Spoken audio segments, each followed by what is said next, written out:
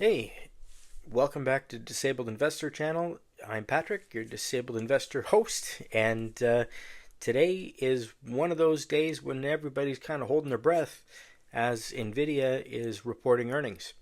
And my portfolio took a bit of a hit today in the weight and a little bit of the cut and chop and the volatility. I'm down about $1,900 to end the day at $133,497. No real explanation for it other than just volatility.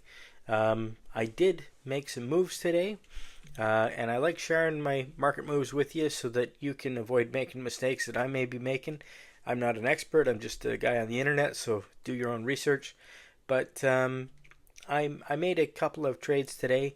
I sold my holdings of a bond ETF called XHB, which I had 50 shares of that. It's going to pay me a little bit of money at the beginning of next month.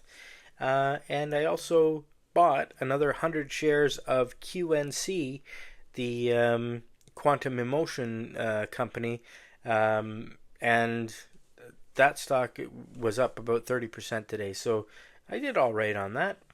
In terms of what was the best performer for me today, it was a holding. I have Leap for ARM holdings. Leap I have for Apple, and a Leap I have for Intel. Worst performers were Leap for a Leap for Rocket Lab, and a Leap for Meta. SoFi also came in third as worst performer. It's unfortunate, but it is what it is. And as I said, just volatility today. Didn't really do anything expensive. Just kind of waited on NVIDIA to report earnings, which is going to happen any minute now. So, yeah, it is what it is. Anyways, that was my day. Hope you had a good one, and I will talk to you again tomorrow. Thanks for watching.